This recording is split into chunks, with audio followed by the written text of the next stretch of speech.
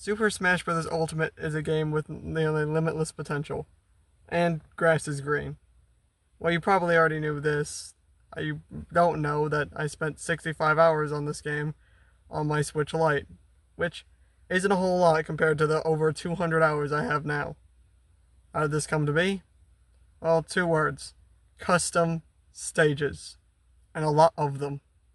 Smash Ultimate was my second ever Nintendo Switch game, and so I put a lot of time and effort into it. As such, I have over 65 custom stages.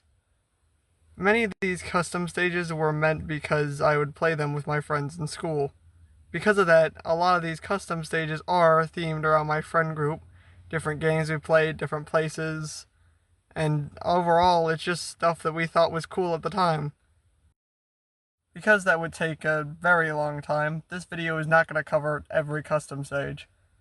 We will instead be going over the first few custom stages, my thought process while making them, why they are designed the way they are, and at the end, I'll see if these custom stages are actually as good as I thought they were. The first ever custom stage is not like any of the others, mostly because it doesn't exist on the same console that the others were made on. Long ago, before time had a name, there was a custom stage known as Sunshine Fields on a Nintendo Switch Lite. I have since lost this Nintendo Switch Lite, so I made a recreation from memory here. I made this stage with a Switch Lite touchscreen, so that's why everything looks so drawn-in-y. One of the most interesting parts about this stage is the featuring of a gear. None of the early custom stages on my Nintendo Switch OLED feature a gear, and that's because it's one of the more advanced features. I think I must have thought of that the gear thing looked cool on the menu screen, and must have thought, hey, why don't I use it? This stage is the first on the Switch OLED, and it has definitely made a lot more of an impact than the other one, because the Switch OLED can take off the Joy-Cons, allowing you to share them with other people. You love it? You might hate it as well. It's Custom Chaos. This stage is infamous for one reason: the wind. See, the wind pushes you back towards the blast zone, as seen here. There's lava underneath that you can use to launch yourself into, hopefully to make yourself over it, but unless you can outpace the wind, there really isn't much choice for you. Of course, you could hit the lava and bounce upwards, but that leads to its own complications. The cannons will send you back into the lava if you touch them, and the teleporters send you back into the cannons. You can use the teleporters to get back onto the main platform, but you'll have to avoid the cannons while doing so. There's also the semi-solid ladders, which are there for more movement potential. The bottom area might seem like it's the safest, but it ends up being a one-stop shop to getting set back into the wind thanks to these corridors. This section suffers the most from the freehand mode. There are lots of bumps and ridges that make it harder to fight here than it needs to be. And I guess the spring is just along for the ride. Overall, Custom Chaos doesn't win any points in game design, but it's still surprisingly fun. Yeah, sure, it's stupid, but when I think of custom stages, I think of Custom Chaos, and I wouldn't have it any other way. Next up, Bowser's Castle. This isn't just a bunch of gray blocks with lava, it has ladders and moving platforms. That's stuff that Bowser has, meaning it's Bowser's castle, nobody else's. After this, the freehand mode starts to get phased out, but you can still see some remnants as seen here. It isn't as extreme in Custom Chaos, thankfully. The ladder doesn't add a whole lot, but the moving platform's a nice touch. You can get stuck bouncing in the corridor here, and in some cases, I've gone up to 300% just bouncing back and forth and not actually dying, because of how small it is. Because of this, the location remains a safe area. Players don't want to lose a stock, so they just stay here. Because of this, when you go outside the corridor, stocks go by a lot faster, especially if you go on top of this pillar. This means that it becomes sort of a risk and reward situation, where you could stay in the corridor, but it's going to be a lot harder to get stocks. You could go outside, but you could lose your stock. Overall, Bowser's Castle is a huge step up in game design. I would say that Custom Chaos is more fun at times, but Bowser's Castle is a lot more consistent. I also added custom songs to the stages. This one fits particularly well.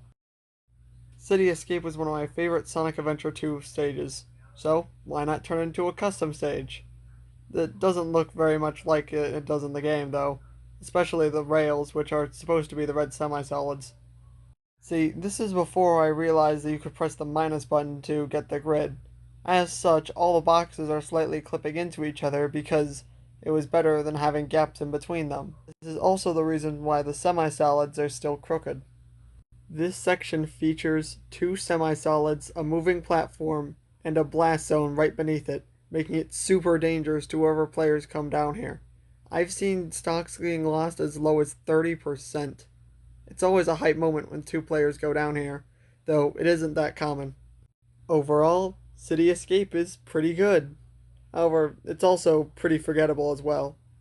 It doesn't have a central gimmick or big draw, so it's just kind of there compared to some of the others. Next up is Pac Maze, which almost reminds me of a lot fairer version of Custom Chaos, in which, just like that stage, there are no safe places to be in. Nowhere is safe from the teleporters. At the time, I remember rushing to try to finish this stage so that way my friends could play it, which definitely shows in some parts of the design. This stage reminds me of a cage match, because aside from teleport trickery, all you can really do is fight. You can't just run around the stage like you can for many other custom stages, and it makes it so it seems like the opponent is always on your tail. This is the first custom stage to feature a one-to-one recreation of something in the actual game featured, and if you plan around it, can actually make for a lot of fun and interesting gameplay, while also being a callback to the series. Overall, Pac Maze is a pretty cool stage. It's simple and rough around the edges, but it works surprisingly enough, even though it feels like it shouldn't, due to how small the stage is. Here we have another custom stage, being 25M. This one was made on the Switch OLED, but never got to see the light of day because I deleted it before playing it with my friends. Well, my friends weren't missing out on much. The stage isn't the most particularly fun, and we've only played the original Donkey Kong like once together, so it's not really what I would call a necessary custom stage. Even though there are definitely worse custom stages, and custom stages that have less relevance than 25M, I still think it was a good idea to delete it. Between this and Pac Maze, I felt like I was replacing a bad stage, for the Pac-Man one being Pac Land, and for this one being 75M. Tetris! Not only is Tetris the only custom stage to be written in all caps, but it also features a deceptively simple design, with still blocks clipping into each other. While definitely a bit off in design, this stage features all 6 Tetris blocks being turned into a playable layout. This features a lot of intentional this time bumps and grooves, which I still am not the biggest fan of, but it plays a lot better than something like Custom Chaos.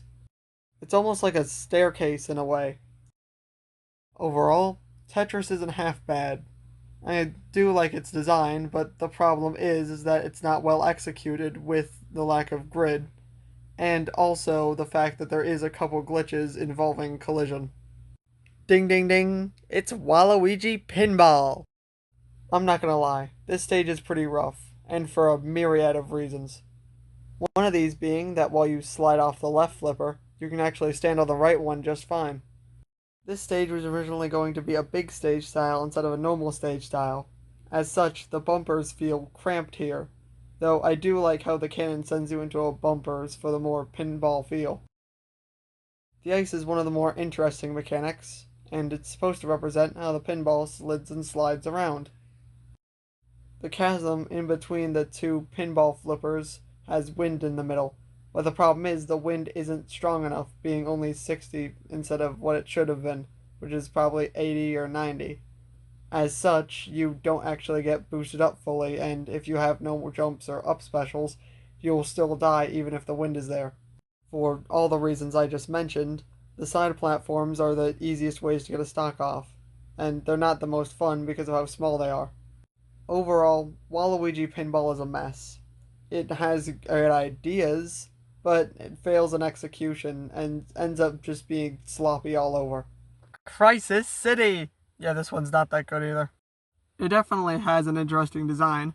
3 platforms, one being a corridor, a lava hazard that moves around, and wind. Who doesn't love wind, guys? You can't even grab to the lower part of the corridor from the left side because of how high the lava is. The wind actually works how it's supposed to. However, from what I've played, people just camp in the middle of the corridor and don't do anything. Combine this with the lava hazard, and this section ends up being annoying because you feel like you have no control. I try not to rag on the visuals, but here you can't even tell that it's Crisis City. It's just basic steel and lava. Overall, this stage is better than Waluigi Pinball, but not by a lot. The stage layout is still pretty annoying. Considering none of my friends have played Generations or '06, this is a pretty bad custom stage choice too. Geometry Dash is a stage that does not look like Geometry Dash whatsoever. There's spikes like the game, there's platforms like the game, and that's about it. The lower section is almost unusable due to how cramped it is, but even if you were to go down here, stocks would go by in an instant. The spring and the moving platform are just there to fill space. At least spikes under there would be more game accurate. While the last part was a moot point, this part certainly isn't. The lava spikes do a good job at referencing Geometry Dash besides blue, and the teleporters help you get from place to place without the fight dragging on. In the center and right side, we have a ball part made of lava spikes and a cannon that sends you downward for no reason whatsoever. Riveting gameplay. If Geometry Dash is Nesquik, then this is Chupu. Overall, it's alright. It doesn't capture Geometry Dash because it can't, but at least it tried, right? Me and my friends used to play Nintendo DS games. Pac-Man Vs., Mario Kart DS, and a few other games. This is why Nintendo DS is our next custom stage, and boy does it exist. It's actually pretty small compared to some of the others.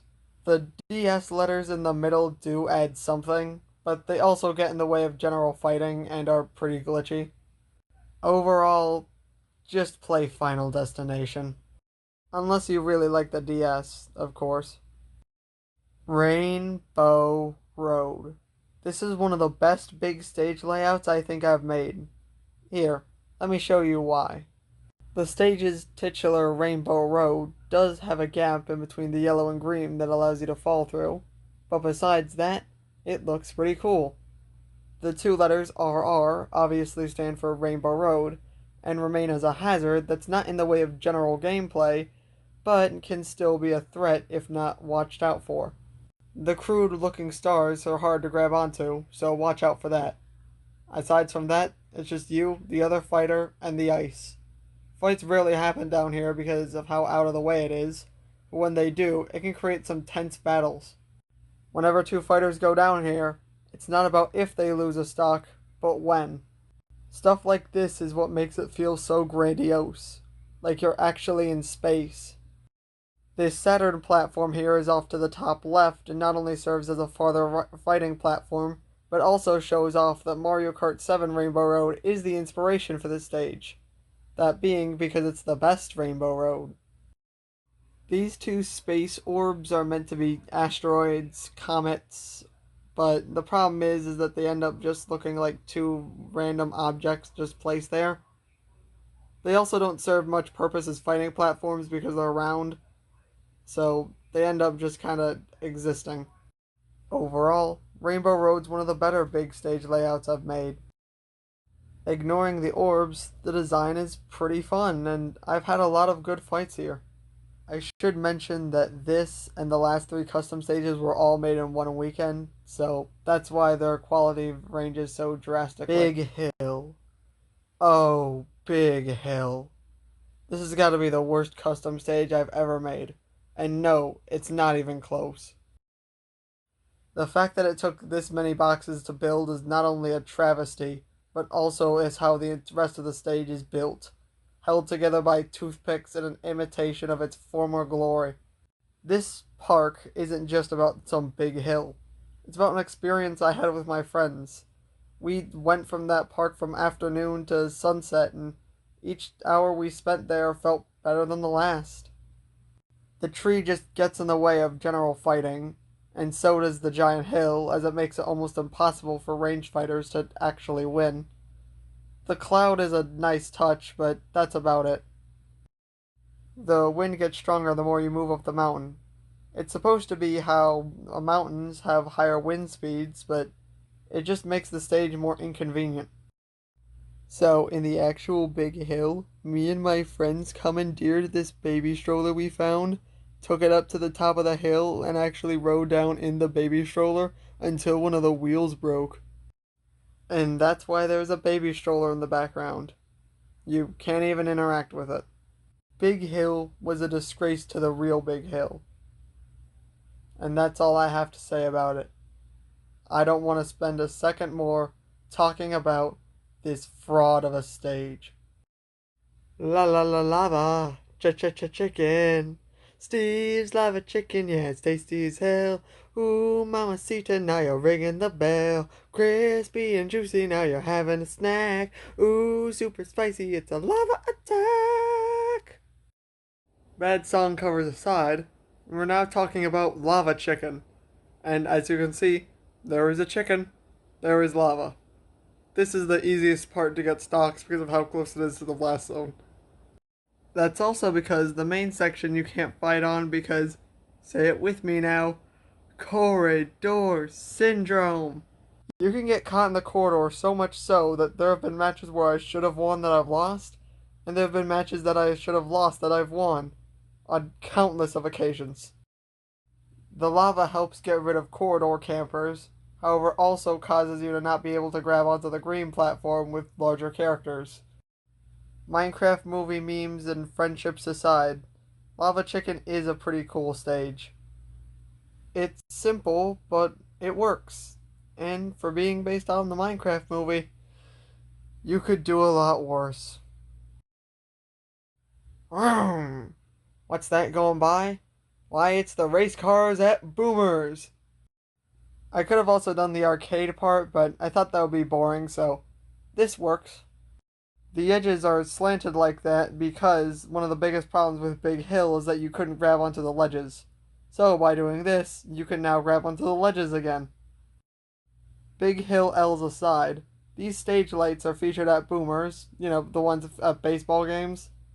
They make you feel like you're really a superstar in your own race car movie, but they're featured here. Why? Because we need a section where you can be right under the blast zone, of course. Don't go up here. You're gonna lose a stock too fast.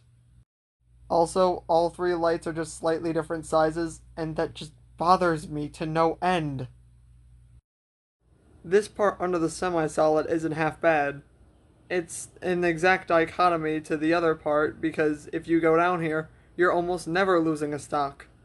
But it's boring, so people leave. Because remember, safety comes at a cost. At least in custom stages. Boomers! Not only disproves my statement from earlier about Tetris being the only custom stage in all caps, but is also a pretty good stage. It's forgettable, yes, but doesn't mean it's not quality. Just blends in with some of the others. Alright, now we're talking. Rapids is awesome, and I'm about to show you why. Here we have the right side, which most represents one of those drop towers that they have there.